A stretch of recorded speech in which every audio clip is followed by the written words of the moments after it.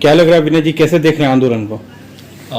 आंदोलन अपने भव्यता पे पहुंच रहा है। जिस तरह से सरकार इस समय डरी हुई है और जिस तरह से वो गलत बयानबाजी कर रही है, किसानों का अपमान कर रही है, तो धीरे धीरे अब ये जो आंदोलन है वो ऊपर ही जा रहा है और बहुत जल्द एक बहुत बड़ा टर्निंग पॉइंट इस आंदोलन को आएगा। जिस तरह से जगह जगह पर आंदोलन बढ़ते जा रहा है और नेता वहाँ से नेतृत्व कर रहे हैं। सिंघू बॉर्डर से सर की तरफ से जिस तरह से इनका योगदान दिया जा रहा था और लगातार जो एक तरह से व्रत ये करे आ रहे थे इस आंदोलन में एक आहुति के तौर पर, आज उससे प्रेरणा लेके हम लोग आए हैं सर के पास सिंघू बॉर्डर पे और अभी मुलाकात हुई है। और बहुत जल्द आने वाले समय में सर ने जिस तरह से बताया है कि पूरे देश के अंदर जिस तरह से किसानों की जो बात है, जो काले बिल की जो प्रावधान है, उसको जागरूकता को लेके पूरे देशव्यापी एक आंदोलन खड़ा किया जाएगा और लोगों तक ये बात पहुंचाई जाएगी कि किस तरह से ये जो सरकार है आपके रोजी रोटी पे डाका डालने की तैयारी कर रही है। तो उस प्रयास में हम लोग आए थे और एक प्रेरणा है हमारे लिए कि जिस तरह से एक लंबा दौर इन्होंने आंदोलन यहाँ पे किया है, व्रत किए हैं, उपवास किए हैं, उसको देख के एक हमारी तरफ से एक प्रेरणा जागी थी कि सर को मिलकर उनका आशीर्वाद लेना है। प्रधानमंत्री जी ने जिस तरीके से संसद भवन में ये कहा है किसान बिल को लेकर के वो अब वापस नहीं लेंगे, लोगों का और बाहरी दौर से कहने का, और जैसे नेशनल चैनल में ये दिखाया जा रहा है कि अब किसान आंदोलन कमजोर पड़ रहा है, आप इसको किस नजरिए से देख रहे हैं? किसान आंदोलन कमजोर हो रहा होता तो इनको गलत बयान करने की जरूरत न पड़ती। ये जिस तरह से हताश है, पहले इन्होंने अपने कार्यकर्ताओं को भेजा पत्थरों के साथ में, वो आए यहाँ पे पत्थरबाजी की, लेकिन देखा कि किसान आंदोलन नहीं टूट रहा है। खास तौर पे सिंघू बॉर्डर पे जिस दिन पत्थरबाजी हो रही थी, सर ने वहाँ पे मोर्चा संभाला हुआ था किसानों की तरफ से, सूझबूझ से काम लिया उन्होंने, लोगों को ठंडा रखा कि हमें प्रतिक्रिया नहीं देनी है। उस दिन एक्चुअली क्या हुआ था सर? उस दिन यही हुआ था विनय जी, उस दिन हम बैठे हुए थे, हमने देखा भी 26 को गेट तो इन्होंने खोल दिए जी, 27 को इन्होंने गेट बंद नहीं किए थे जी, और 28 को हमने देखा भी ये क्या बात भाई, आज पुलिस एकदम से हमें कह रही है अपने व्हीकल पीछे करो जी, हमने बैरिकेड लगाना है, बैरिकेड लगाना है।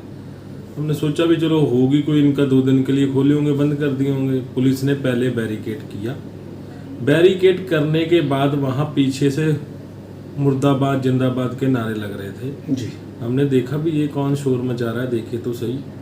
जब हमने जाके देखा वहाँ कोई 20 से ज़्यादा कोई आदमी नहीं होंगे, वो भी 20 जो इनके बीजेपी के कार्यकर्ता लग रहे थे जी, क्योंकि उनके पहरावे से पता चल रहा था भी वो बीजेपी के कार्यकर्ता हैं।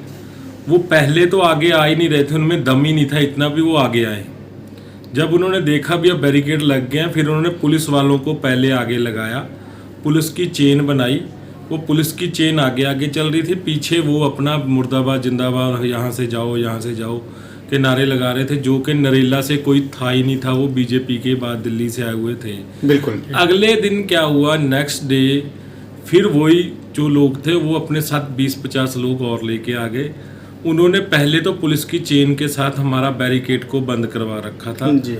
हम वहाँ पे आराम से खड़े हुए थे, देख रहे थे भी ये क्या यार, क्योंकि हमें जो 26 का इंसिडेंट हुआ था, हमें ये था भी कहीं दोबारा से ऐसा कुछ फिर ना हो जाए जो किसानों के ऊपर दोबारा फिर ये ब्लेम लगाएं। उस चीज़ के लिए मैंने किसानों को भी, भाइयों को बेनती कर दी थी भी हमने कुछ नहीं करना। हमारे निहंग सिंह भाई थे जो बाबा जी थे वहाँ, चरत सिंह जी और भी बाबा जी थे, उनको भी मैंने बेनती कर दी थी, बाबा जी हमने पीछे रहना है, हमने कुछ नहीं करना, ये हमारा आंदोलन खराब करने के लिए ये जानबूझ के कर रहे हैं, हमने नहीं कुछ करना। हम जब वहाँ ड्राम से खड़े रहे, ये पहले पुलिस की चेन बना के लोग वहाँ से आए पुलिस के पीछे पीछे, उन्होंने हमारा लेडीज़ का टेंट लगा हुआ था, वो डंडों के साथ वहाँ उखाड़ना शुरू कर दिया, फाड़ना शुरू कर दिया। पुलिस ने उनको रोका तक नहीं, पुलिस उनका साथ दे रही थी। बिल्कुल। फिर उसके बाद भी जब उनका दिल नहीं भरा, हम शांत रहे, तो उन्होंने उधर से पथराव करना शुरू कर दिया हमारी तरफ जी। बिल्कुल। हम तब भी शांत रहे। पथराव करने के बाद हेलीकॉप्टर ऊपर से गुजर रहा है हमारे, वो हेलीकॉप्टर ऊपर से आंसू गैस के गोले छोड़ रहा है जी। ये देखिए भी, हेलीकॉप्टर को जैसे पता था, पुलिस को पता था भी अब यहाँ कोई हुल्लड़बाजी होगी, जो कि हमारी तरफ से कोई हुल्लड़बाजी नहीं हुई थी। ऊपर से जब आंसू गैस के गोले छोड़े हेलीकॉप्टर में, हमारे पब्लिक में भगदड़ मची। हम वहाँ से भागे, जब हम वहाँ से भागे, हमारा एक भाई वो कुदरती उस तरफ चला गया जिस तरफ पुलिस खड़ी हुई थी। वो बेचारा आंसू गैस से बचने के लिए अपना उस तरफ गया था, उन्होंने उधर से उसको इतना पीटा तो था, पर उठा के भी ले गए, वो अभी तक हमारा भाई हमें मिला नहीं। सर, एक जैसे कि नेशनल मीडिया ने वहां पर ये बताया कि किसान उग्र हो गए थे जिसके वजह से पुलिस को ये कदम उठाना पड़ा, ऐसा नेशनल मीडिया दिखा रही है। लेकिन असल बात क्या थी? क्या किसान उग्र हुए थे या जो वो बुलाए गए जो आए थे अराजक तत्व उन्होंने कुछ ऐसा कार्य किया था?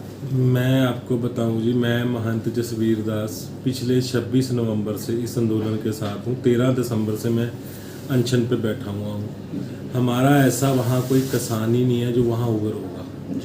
किसी ने कोई ऐसी बात नहीं की। उस दिन तो हम देख रहे थे भी ये क्या कर रहे हैं, जो 20-50 इनके कार्यकर्ता आके हमारे ऊपर भाई हमारी माताओं का टेंट उखाड़ रहे हैं, पाड़ रहे हैं। वो क्या कर रहे हैं? वो तो चाह रहे थे भी ये उग्र हों, पर हमारे समझाने के बाद साधु संतों नहिंगो सिंहों को भी समझाया, हमारे किसान भाइयों को भी समझाया। समझाने के बाद वहाँ कोई भी किसान भाई आगे, पत्थर तो बहुत बड़ी चीज, एक स्टेप आगे तक नहीं गया, पीछे खड़ा रहा बैरिकेड के। वो जो हुल्लड़बाजी की, जो भी वहाँ पथराव किया, जो भी आंसू गैस के गोले छोड़े गए, वो बीजेपी के कार्यकर्ता और दिल्ली पुलिस ने किया था और किसी ने नहीं किया। किसानों को तो बदनाम कर रहे हैं, वही जैसे आज इन्होंने किया है। मोदी जी कह रहे हैं जी ये तो कांग्रेस का लाया हुआ एक समय का है जी। अगर कांग्रेस ने लाया था, कांग्रेस ने लागू नहीं किया, लागू आपने किया, इसलिए गुनाहगार आप हो। कांग्रेस गुनाहगार नहीं है उसमें जो आप बोलो। कांग्रेस अगर लागू करती तो हम कांग्रेस के साथ भी यही हाल करते जो आपके साथ कर रहे हैं। कांग्रेस के लिए ये मत बोले जाओ, कांग्रेस का इसमें कुछ लेना देना नहीं, लागू आपने किया, इसलिए गुनहगार भी आप ही हो। दूसरी बात ये आप ठहराते हो जी, ये आधार कार्ड की बात आज आपने संसद में की। सबसे पहले तो आधार कार्ड का विरोध आप ही ने किया था, गुजरात के अंदर आप ही ने बोला था इसको बैन होना चाहिए, ठीक। दूसरी बात आप कर रहे हो भी सरकारें तो लोगों का भला करने के लिए होती हैं, सरकार तो लोगों का भला कर रही है। अगर आप ये बात बोल रहे हो भी लोगों का भला कर रही है, तो फिर लोग ही कह रहे हैं भी इसको वापस लो, किसान ही कह रहे हैं भी इसको वापस लो, तो फिर वापस क्यों नहीं ले रहे हो? क्यों आप अपनी जिद पे अड़े हुए हो? आप ये दूसरा आप ये भी बोल रहे हो भी हमने तो दोनों ऑप्शन खुले रखे हुए हैं जी, चाहे वो प्राइवेट सेक्टर में आ जाए, चाहे वो मंडीकरण में चला जाए। वो आज आप लॉलीपॉप दे रहे हो सिर्फ प्राइवेट सेक्शन और मंडीकरण का। जब आप एफसीआई को पैसा ही नहीं दोगे खरीद के लिए, तो एफसीआई कहाँ से उठाएगी? जब एफसीआई उठाएगी नहीं तो हमारा किसान को मजबूरी में प्राइवेट सेक्टर में जाना पड़ेगा। जब प्राइवेट सेक्टर में जाएगा तो आज मक्के का भाव 1900 कुछ रुपए आपने क्विंटल कर रखा है, जो हमारे यूपी में, मध्य प्रदेश में 800 रुपए से नीचे बिक रहा है प्राइवेट सेक्टर में। एमएसपी तो 1900 कुछ है और बिक 800 से नीचे रहा है। ऐसे तब होगा। इसलिए हमें पता है, ये हमें जो आप दोगली राजनीति चल रहे हो ये हमें मत बताओ। अगर आप सच में भारत की जनता के साथ हो ना तो इसे वापस ले लो, नहीं तो 24 तो छोड़ो, हम 29 तक भी बैठ जाएंगे। सर, एक आखिरी सवाल है। विनय दुबे जी जो कि सोशल एक्टिविस्ट हैं, देश के जाने माने और हर मुद्दे पर हर जगह मौजूदगी दर्शाते हुए अपनी बात को बड़े बेबाकी से कहते हैं, वो फिर चाहे सरकार के खिलाफ हो और चाहे विपक्ष के खिलाफ हो, किसी भी। तो आपका इनका साथ क्या इस किसान आंदोलन को मजबूती देगा? जो विनय दुबे जी हैं जी, मेरे भाई हैं, छोटे भाई।